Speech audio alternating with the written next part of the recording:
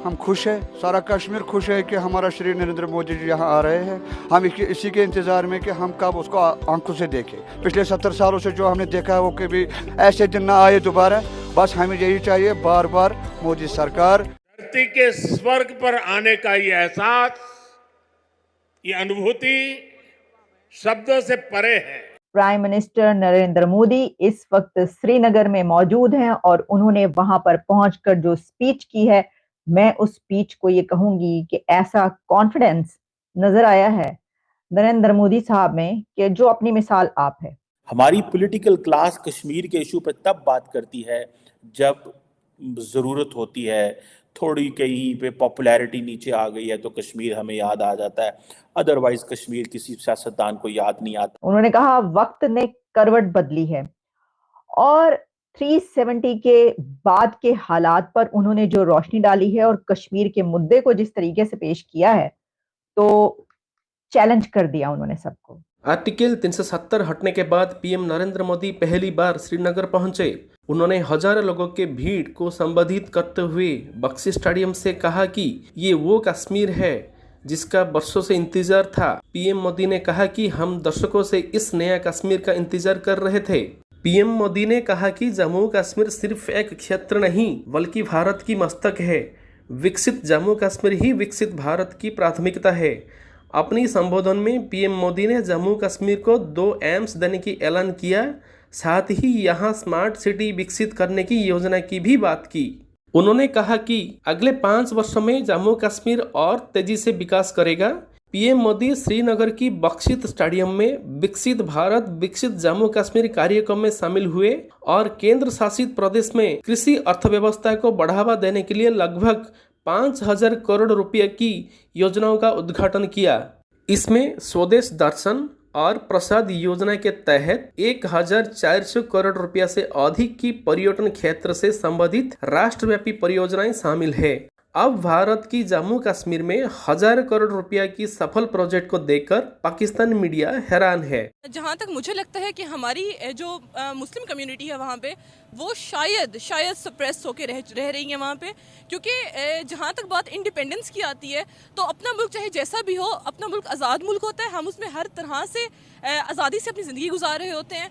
तो क्या ये सवालिया निशान नहीं है कि वो लोग वहाँ पे सप्रेस्ड हैं, वो लोग इंडिपेंडेंट नहीं है वहाँ पे और वो एक ऑक्युपाइड कश्मीर में रह रहे हैं? और क्या उन लोगों पे जुल्म नहीं हो रहे होते? चीज़ ऑक्युपाइड होती है वहाँ पर तो डेवलपमेंट कोई भी नहीं होती और कश्मीर में हद से ज़्यादा पूरे पाकिस्तान से ज़्यादा डेवलपमेंट हो गई है। मैं यही बात कह रही हूँ, कौन वहाँ की कंडीशन जानता है? किसी को क्या पता कि अंदर के हालात ही हैं।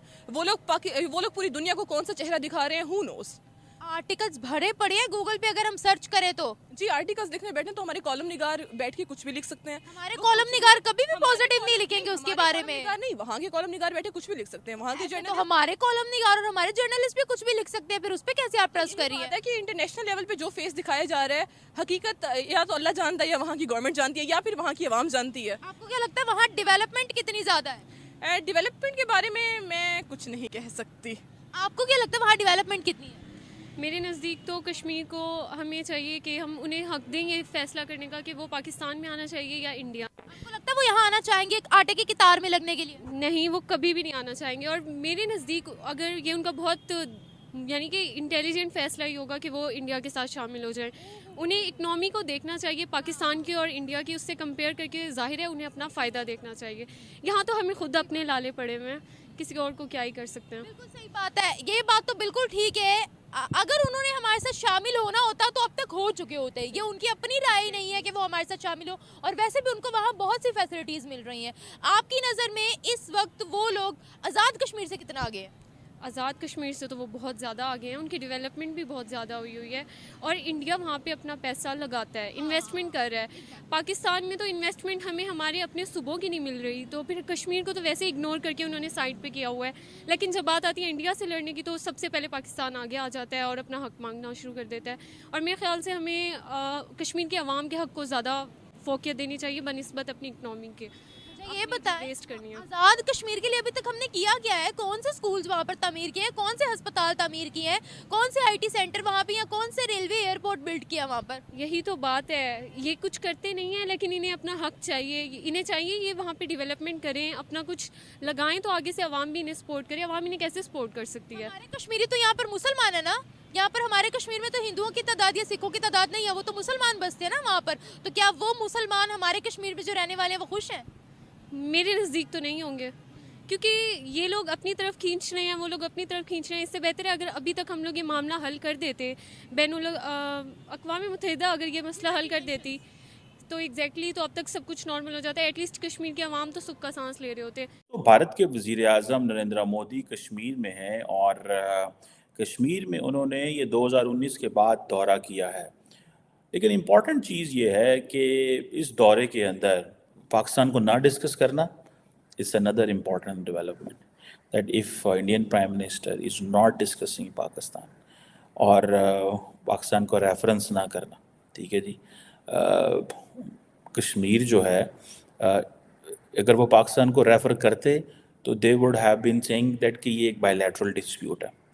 Since they are not talking about Pakistan, they are saying that Pakistan का इससे कोई लेना देना नहीं है, ठीक है जी। सो ये चीज़ बताती है हमें कि उन्होंने जो कॉन्स्टिट्यूशनल एंड पॉलिटिकल डेवलपमेंट्स हुई हैं कश्मीर के हवाले से, in those developments Pakistan is nowhere, this is an internal matter.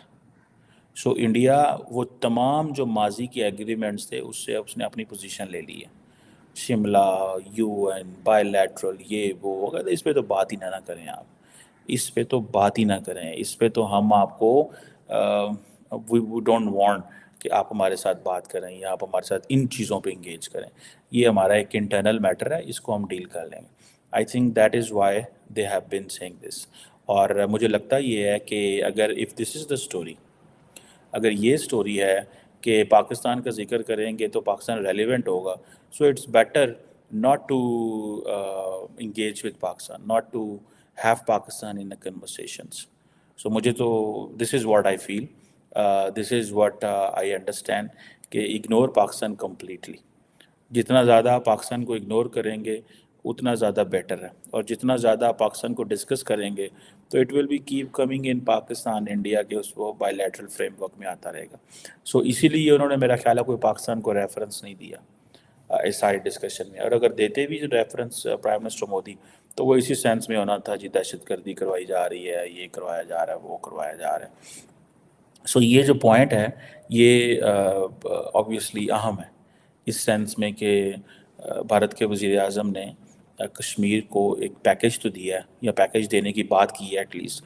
I don't know how fast it will take कि जी ये $603 मिलियन का जो एग्रीकल्चर प्रोजेक्ट है ये कितनी जल्दी यहाँ पे लगता है, और टूरिज़म के लिए वो क्या मज़ीद वहाँ पे करते हैं। ये तो वो जैसे कहते हैं ना, वक़्त ही बता सकता है।